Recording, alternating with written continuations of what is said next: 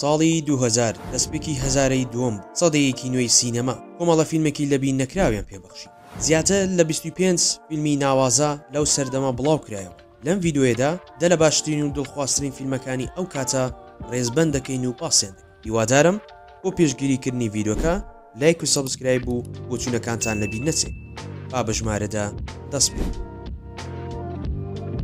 ژمارەدا فیلمی مەڵینە بەناوبانگترین فیلمی خانمە ئەکتەر و شاژنی جوانی و سەرنجڕاکێشی هۆمەنیکا بەڵوچیە. ئەو فیلمەی لەسەر ئافرەتێک کەوا لە ساڵی 1941 لە سەردەمی جەنگی جیهانی داپۆشراوە، بەڵام لە گوندێکی وەکو سسلی لە ئیتالیا. پیاوانی گوند عاشقی تێرامانن لە مەڵینە، ئافرەتێکی بێوەژنی جەنگ، شۆخ و شەنگ، بەڵام کوڕێکی 13 ساڵان دەبێتە سەرنجی مەڵینە و پێری هەندێک بابەتی خۆناسی دەکات. لەوانەیە لەو سەردەما بەو شێوەیە هیچ کوڕێکی مێرمنداڵ فێر نەکرابێت.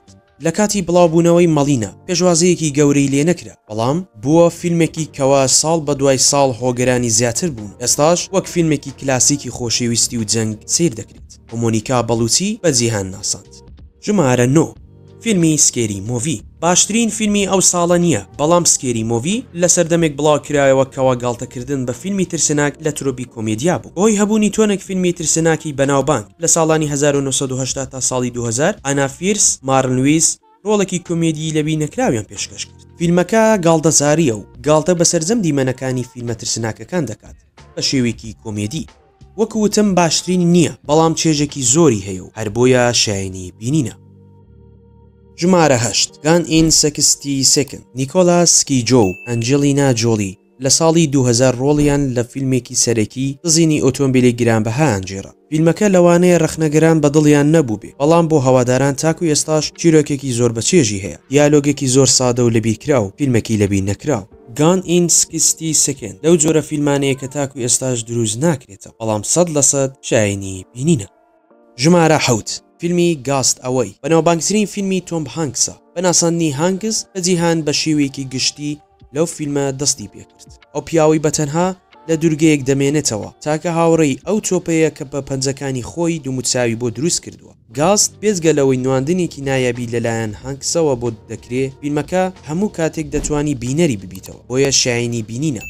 جارێکی دیکەش گەربی بینیوە چێژی هەردەمێنێ. ژمارە 6 فیلمی گلادیتۆر. خەڵاتی ئۆسکاری بۆ باشترین فیلم بەدەستهێنا. ڕەسڵ کروپ بە ڕۆڵی ماکسیماس لە سەردەمی ڕۆمەکان دژایەتی کوڕەکەی ئیمپراتۆر دەکات.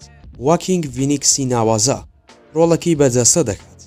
ڕێگی سکوتی بەهرەمەند کاری دەرهێنانی فیلمەکەی کردووە. گلادیتۆر لەوانەیە باشترین فیلمی مێژوو بێت لەسەر ڕۆمەکان دروست کرابێت. چیرۆکێک بەرهەڵەستکاری دژایەتی دەسەڵاتێکی دیکتاتۆر، بەروەها چیرۆکێکی خۆشەویستی خێزانی و خیانەت، تەنانەت ئەکشنێکی ناوازەی گەر نەتبینیوە ئێستا کاتیەتی.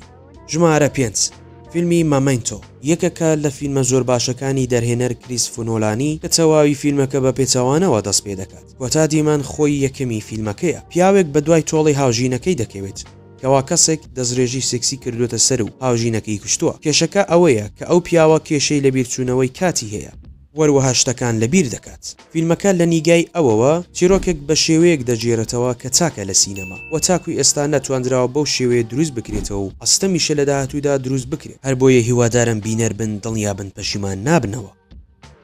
ژمارە 4 فیلمی ئەنبرەیکێبڵ. پێش ئەوەی مارفڵ و DCB ببنە حیملاقی فیلمە سوپەرهیرۆکان، لە ساڵی 2000 دەرهێنەری بەلیمەت ئێم نایت شاملان ئەنبرەیکێبڵی دروست کرد. فیلمێک بە پاڵەوانەتی بۆزویتس و ساموێل گیلکساس. فیلمەکە لەسەر پیاوێکە بە ناوی دیڤن دێن هێزێکی ناسروشتی هەیە و دەهەوێت ئەو هێزە بۆ کاری باشە بەکاربهێنێت.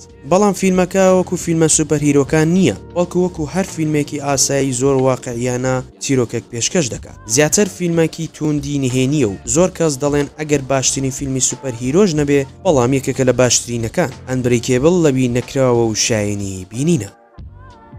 ژمارە 3 فیلمی چیکن ڕان. ئەو فیلمە ستۆڤ مۆشنە ئەنیمەیتە کارێکە بۆ مێژوو ماوەتەوە و دەمێنێتەوەش لەبەر ئەوەی وەک پێویست باز نەکراوە و یاد نەکراوەتەوە. خاوەنی چیرۆکێکی زۆر بەهێزە لەسەر هەندێک مریشکە لە کێلگە هەوڵیمانەوەی ژیان دەدەن لە دەست خاوەن کێلگەکە کە نەیان کاتە خۆراک.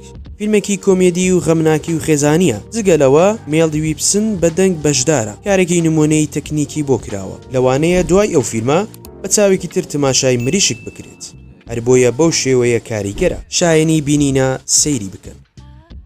ژمارە 2 فیلمی سناچ باشترین فیلمی دەرهێنەر گاری چییە؟ گەر نایناسن بە فیلمی نهێنی و کۆمێدی پڕ ئاکشن و مافیایی بەناوبانگە. سناچ براد پیت، جێسن ستیهان و بێنی جۆنس، بێنیسیۆ دلتۆرۆ و ئاڵن فۆرد و ستیفن گراهەم کۆ دەکاتەوە و نواندنەکەی برالت پیت بەو شێوە زارە زۆر خێرا سەیرەکەی. سناچ گەر باشترینیش نەبێت بەڵام یەکێکە لە باشترینەکانی مێژوو 100% شایەنی بینینە.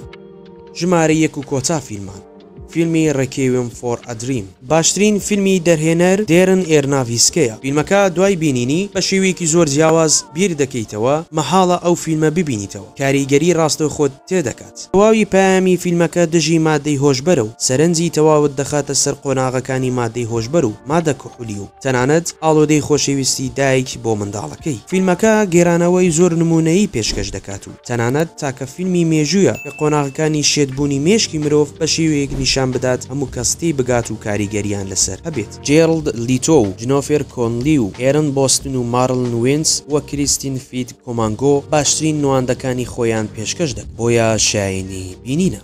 هاوڕانی خۆشەویست زۆر سپاسکەوە تا کۆتایی ڤیدۆکە بینەر و بیسەر بوون. هیوادارم ڤیدۆکە جێ ڕەزامەندی هەموو لایەکتان بوو بێت. تا ڤیدۆیەک و بابەتێکی تر و دە لە باشترین فیلمەکانی جیهان هەر شاد و بەختەوەر بن.